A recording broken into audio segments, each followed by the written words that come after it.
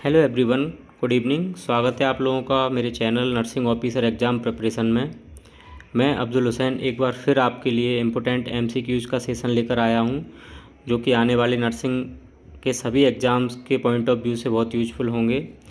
तो साथ ही साथ मैं आपसे ये कहना चाहता हूं कि आप जब ये वीडियो देखें तो इसको पॉज करके पहले क्वेश्चन को सॉल्व करने की कोशिश करें और अपनी स्कोरिंग करें, जिससे आपको आपका असेसमेंट कर सकें अकॉर्डिंग टू एग्ज़ाम।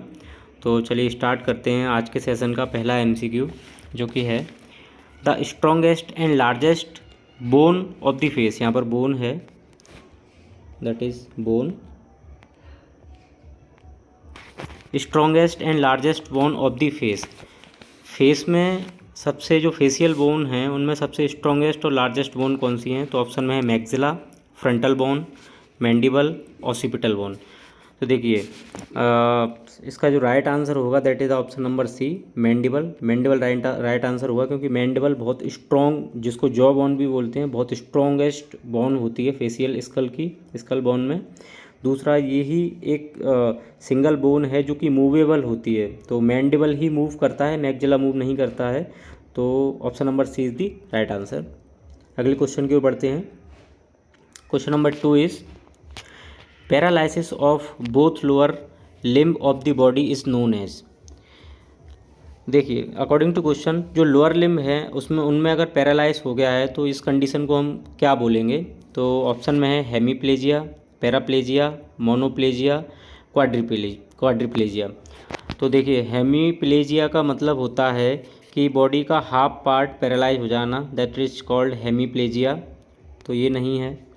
अगला है ऑप्शन नंबर 2 पैराप्लेजिया। देखिए पैराप्लेजिया का मतलब होता है कि लोअर लिम्ब में पैरालिसिस हो जाना, तो यही यहाँ पर क्वेश्चन में पूछा गया है। पैरा आप याद रखने के लिए याद रख सकते हैं कि पैर, हमारे पैरों में अगर पैरालाइज हो जाएगा दैट इज कॉल्ड पैरालिसिस। तो ये यहाँ पर राइट आंसर होगा, that is option number B, paralysis, paraplegia. Okay, option number C में है मोनोप्लेजिया। मोनो का मतलब है सिंगल, कोई भी एक लिम्ब में अगर पैरालिसिस हो जाएगा तो that is called paraplegia, this is also wrong answer.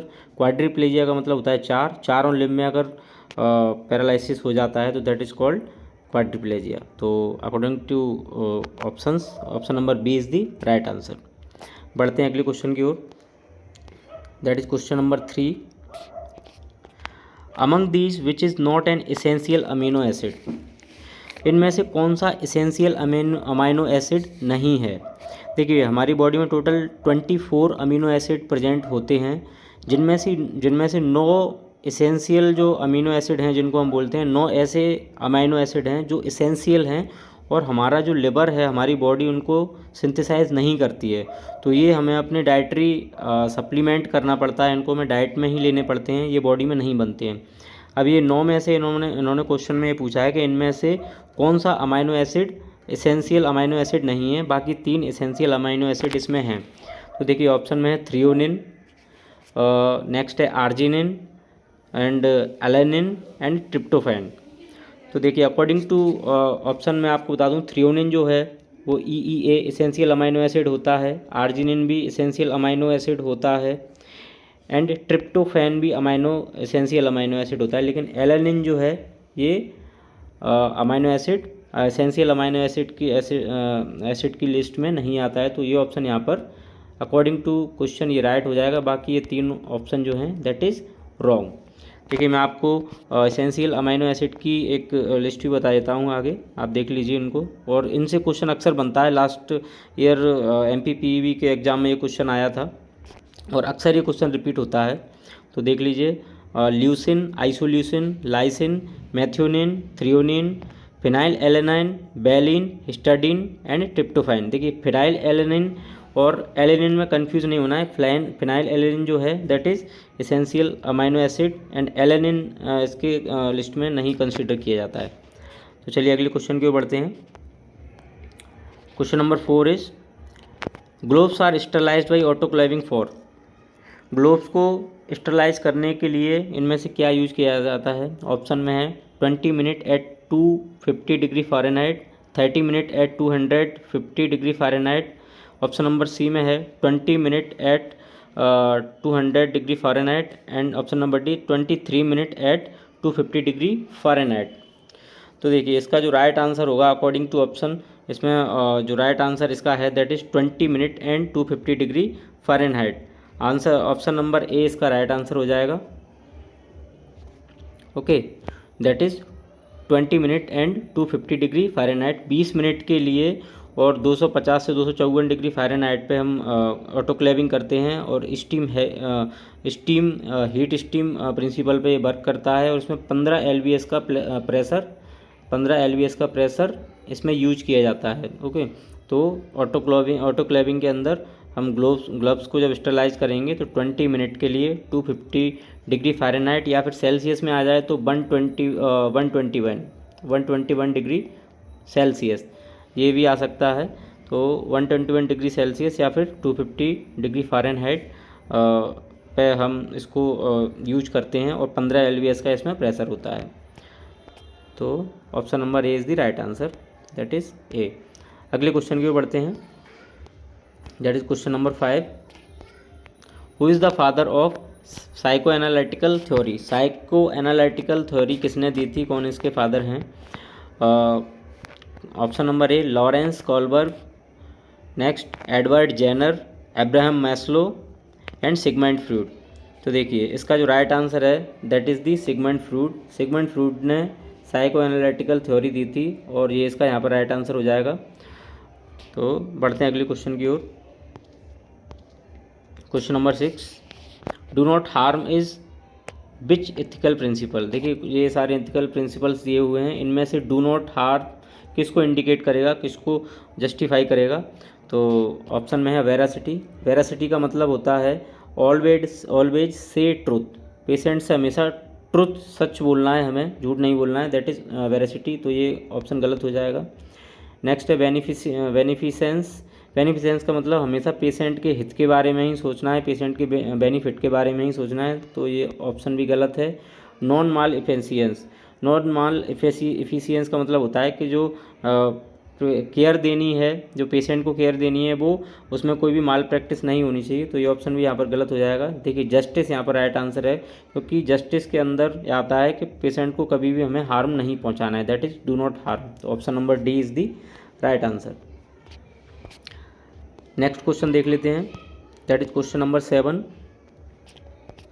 When performing abdominal assessment in which order are the given steps following? देखिए ये हम जब असेसमेंट करते हैं, एग्जामिनेशन करते हैं किसी भी पेशेंट का, मान लीजिए OPD में कोई पेशेंट आया, तो उसको जब हम असेस करेंगे, या फिर हमारे पास कोई पेशेंट जब भी आता है हम उसको जब असेस करेंगे, तो सबसे पहले हमने देखा है कि हमने शुरू से पढ़ा है नर्सिंग फंडामेंटल में कि सबसे पहले हम इंस्पेक्शन करते हैं उसका, देन पाल्पेशन करेंगे, परकसन करेंगे, देन फिर लास्ट में ऑस्कल्टेशन करते हैं। ये जनरली हम एक चेन देखते हैं, स्टेप्स, ये इसके राइट स्टेप्स ये होते हैं जनरली। लेकिन यहाँ पर पूछा गया है एब्डोमिनल असेसमेंट। देखिए एब्डोमिनल असेसमेंट, देखिए अगर एब्डोमिनल असेसमेंट नहीं होता तो यहाँ पर जो ऑप्शन है दैट इज़ इसमें ऑप्शन नहीं दिया गया सॉरी। तो एब्डोमिनल असेसमेंट के लिए जब हम देखेंगे तो इंस्पेक्शन, ऑस्कल्टेशन, परकसन, पाल्पेशन, ये ऑप्शन यहाँ पर राइट हो जाएगा, दैट इज ऑप्शन नंबर ए। तो ऑप्शन नंबर ए यहाँ पर राइट है। अगर एब्डोमिनल असेसमेंट नहीं होता तो फिर हम इंस्पेक्शन, पाल्पेशन, परकसन, ऑस्कल्टेशन इसको राइट करते, जो कि ऑप्शन में नहीं है। But according to question abdominal assessment के लिए हम सबसे पहले इंस्पेक्शन करते हैं, उसके बाद ऑस्कल्टेट करते हैं सीधा, देन परकसन, देन लास्ट में पाल्पिटेशन, हम पाल्पेशन करते हैं, जो पाल्पेशन बाय हैंड हम करते हैं, दैट इज़ पाल्पेशन, वो सबसे लास्ट में करेंगे। ओके, अगले क्वेश्चन की ओर बढ़ते हैं, that is question number 8। The maintenance provided by a husband to his divorced wife is called. देखिए डाइवर्स के बाद वाइफ को जो मेंटेनेंस प्रोवाइड किया जाता है according to order of court, जो मेंटेनेंस प्रोवाइड किया जाएगा उसको हम क्या बोलेंगे? तो ऑप्शन में है मेहर, bride, alimony and dowry.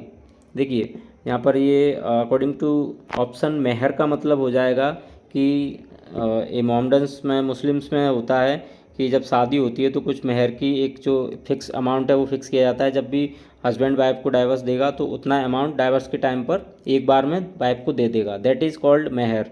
Bride price कुछ नहीं होता है, एंड डॉरी जो यहाँ पर है, डॉरी का मतलब होता है दहेज। तो दहेज से यहाँ पर कोई मतलब नहीं है।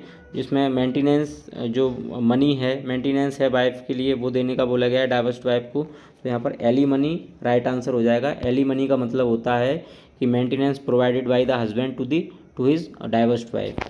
तो option number C is the right answer. अगले क्वेश्चन की ओर चलते हैं, that is question number 9। The statement of belief and ideas which are considered to be true are known as.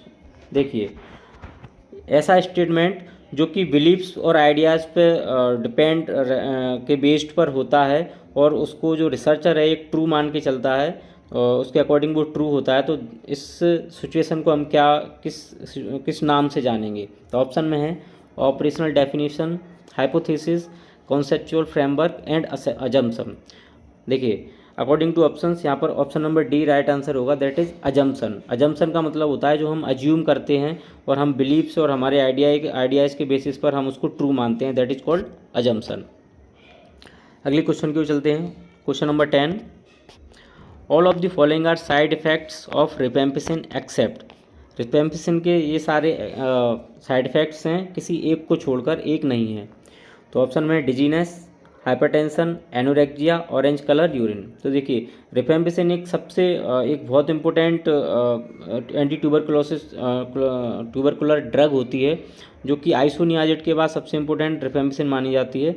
इसके जो साइड इफेक्ट हैं, सबसे कॉमन साइड इफेक्ट हमें देखने मिलेगा ऑरेंज कलर यूरिन इसमें होता है। अक्सर क्वेश्चन में पूछा जाता है ये क्वेश्चन, तो ये यहाँ पर रॉन्ग आंसर हो जाएगा।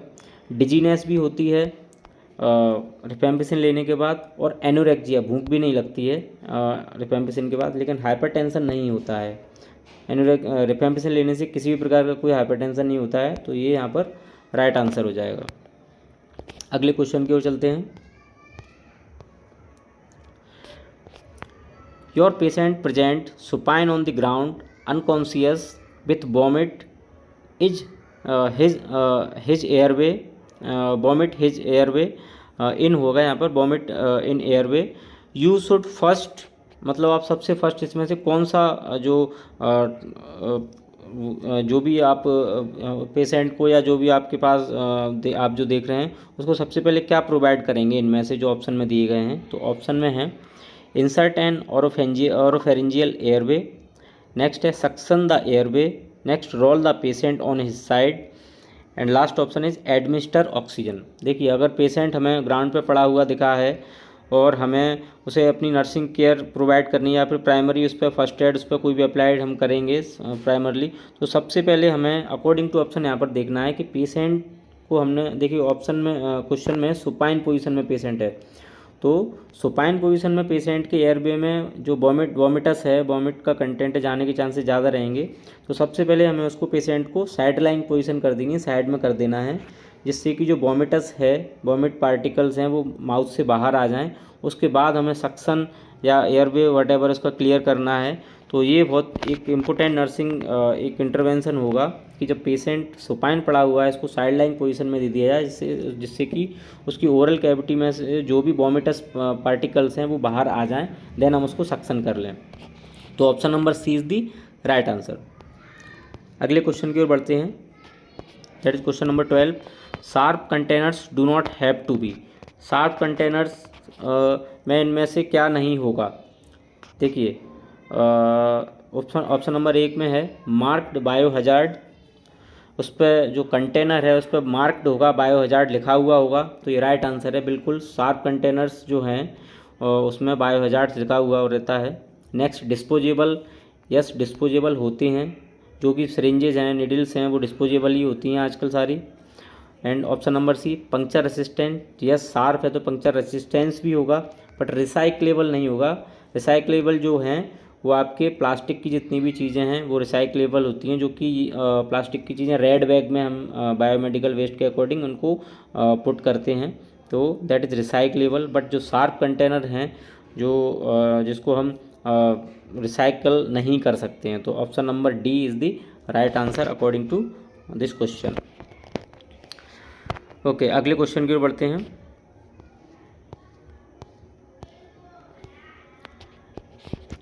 Needle prick injuries related to work practice में अकर बिकॉज ऑफ। देखिए, इनमें से किन कंडीशंस की वजह से निडल प्रिक इंजरी हो सकती है? इनमें से ऐसी कौन सी कंडीशन है जो कि निडल प्रिक इंजरी कर सकती है? ऑप्शन में passing needle and scalpels, next है recapping contaminated needles, and option number C is decontaminating used equipments and all of the above. तो देखिए क्वेश्चन में पूछा है कि जो निडल प्रिक इंजरी है इनमें से किन किन चीज़ों से हो सकती है, तो इन तीनों चीज़ों से ही निडल प्रिक इंजरी हो सकती है, क्योंकि निडल पास करने से भी निडल प्रिक हो सकती है, रिकैपिंग करने से सबसे ज़्यादा होती है, डिकंटामिनेटिंग इक्विपमेंट यूज्ड इक्विपमेंट करने से भी हो सकती है। ओके, तो यहाँ पर option number D is the right answer. ये तीनों यहाँ पर रॉन्ग होंगे, तीनों को हम तीनों में से किसी एक को नहीं कर सकते, तीनों ही ऑप्शन जो हैं वो राइट हैं। अगर यहाँ पर निडल प्रिक इंजरी की जगह यहाँ पर लिखा होता कि मोस्टली निडल प्रिक इंजरी इनमें से किस में होती है, तो उस कंडीशन में हम ऑप्शन नंबर बी को राइट करते, दैट इज़ रिकैपिंग कंटामिनेटेड, क्योंकि रिकैपिंग करने में सबसे ज़्यादा निडल प्रिक इंजरी अक्सर जो हेल्थ केयर वर्कर्स हैं उनके होती है। बट यहाँ पर कोई भी मोस्ट ऑप्शन नहीं पूछा गया है, सारे ही पूछे गए हैं कि किन किन प्रोसीजर्स में ये चीज़ें हो सकती हैं, निडल प्रिक इंजरी हो सकती है। तो all of the above, option number D is the right answer. अगले क्वेश्चन की ओर बढ़ते हैं, that is question number 14। Which of the following is an example of antisera vaccine? इनमें से कौन सी एंटीसीरा वैक्सीन है? तो देखिए टेटनस टॉक्सॉइड ये एंटीसीरा नहीं है, ये टॉक्सॉइड होती है, तो ये एंटीसीरा में नहीं आएगा। रेबीज वैक्सीन, देखिए रेबीज वैक्सीन यहाँ पर राइट आंसर हो जाएगा, that is option number B. Rabies vaccine antisera होती है जो कि हमें पैसिव एक्वायर्ड इम्यूनिटी प्रोवाइड करती है। बाकी ये जो तीनों हैं ये हमें एक्टिव एक्वायर्ड इम्यूनिटी प्रोवाइड करेंगी, बट ये रेबीज वैक्सीन जो है हमें पैसिव एक्वायर्ड इम्यूनिटी प्रोवाइड करती है, क्योंकि ये तैयार होती है, बिल्कुल रेडी फॉर्म में होती है। जो एंटीसीरा होते हैं रेडी फॉर्म में होते हैं और बॉडी में एडमिनिस्टर किए जाते हैं। जब भी कोई डॉग बाइट या फिर कैट बाइट अगर कर लेती है तो फिर जो भी पर्सन है उसको ये एंटीसीरा रेबीज वैक्सीन का दिया जाता है, और ये इम्यूनाइजेशन शेड्यूल में भी ऐड नहीं किया गया है इसको। तो this is the antisera vaccine. Typhoid vaccine antisera नहीं होता है, कोलेरा वैक्सीन भी एंटीसीरा नहीं होता है। ये लाइव वैक्सीन के एग्जांपल्स हैं। तो चलिए बढ़ते हैं अगले क्वेश्चन की ओर। क्वेश्चन नंबर 15 में है the measurement of the balance between heat produce and lost. Heat produce और लॉस्ट होने के बीच का बैलेंस क्या कहलाएगा?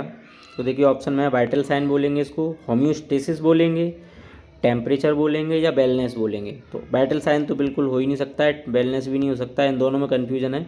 तो देखिए हीमोस्टेसिस यहाँ पर रॉन्ग आंसर होगा, that is right answer is temperature. देखिए जो 37 डिग्री सेल्सियस जो टेम्परेचर होता है इसको मेंटेन करना, मेंटेनेंस होना, ये हीमोस्टेसिस का काम होता है। लेकिन जो इनका जो बीच का बैलेंस होता है उसको हम टेम्परेचर बोलते हैं, जो कि 37 डिग्री सेल्सियस ह्यूमन बीइंग का होता है। ओके, तो ऑप्शन नंबर सी यहाँ पर राइट आंसर होगा, that is temperature. Next question है question number 16। Which of the following is not an analgesic drug? इनमें से कौन सी एनाल्जेसिक ड्रग नहीं है? बाकी 3 एनाल्जेसिक ड्रग हैं एक को छोड़कर। तो सबसे पहले ऑप्शन है एसिटोमिनाफेन। देखिए एसिटोमिनाफेन को ही हम PCM बोलते हैं, पैरासीटामोल, तो ये तो एनाल्जेसिक होती है। नेक्स्ट है फेंटानिल। देखिए फेंटानिल एक ओपियोइड है और बहुत इंपॉर्टेंट ओपियोइड होता है फेंटानिल। ये सीवियर कैंसर पेन में इसको दिया जाता है। जो सीवियर कैंसर पेन का बहुत ज़्यादा पेन होता है तब फेंटानिल का यूज किया जाता है। एक ओपियोइड है, सिंथेटिक ओपियोइड हम इसको बोलते हैं। नेक्स्ट है प्रोपोफोल। देखिए प्रोपोफोल एक सेडेटिव्स और एनेस्थेटिक ड्रग है, तो ये यहाँ पर राइट आंसर हो जाएगा, that is option number C propofol. ये यहाँ पर राइट आंसर होगा क्योंकि ये सेडेटिव्स है, ये कोई पेन किलर नहीं है, एनाल्जेसिक नहीं है। नेक्स्ट ऑप्शन नंबर डी है कीटोरोलेक। तो कीटोरोलेक भी एक एनाल्जेसिक्स होती है, एंटी पेन किलर होता है, जो कि स्पेशली टूथ एक में यूज करते हैं इसको हम, तो ये भी रॉन्ग आंसर होगा। ये तीनों ही रॉन्ग आंसर हैं अकॉर्डिंग टू क्वेश्चंस। तो propofol is the sedative and it is the right answer. Okay, तो ये थे आज के question 16। Thank you so much. I hope ये क्लास आपके लिए यूजफुल होगी और आप स्टडी करते रहिए, क्योंकि एग्ज़ाम में ज़्यादा टाइम नहीं है। 22 मार्च को एग्ज़ाम आने वाला है। जिन लोगों ने फॉर्म नहीं भरा है अभी भी फॉर्म भर सकते हैं, क्योंकि 1 मार्च इसकी लास्ट डेट है। और MPPV के जो प्रिपरेशन करने वाले स्टूडेंट्स हैं वो भी तैयारी करते रहें, जून में उसका एग्ज़ाम है। और इस बार सीट पहले से काफ़ी कम है, तो कंपटीशन काफ़ी ज़्यादा रहने वाला है। तो सभी को बेस्ट ऑफ लक, अच्छे से प्रिपरेशन अपनी करती रहिए। Thank you so much.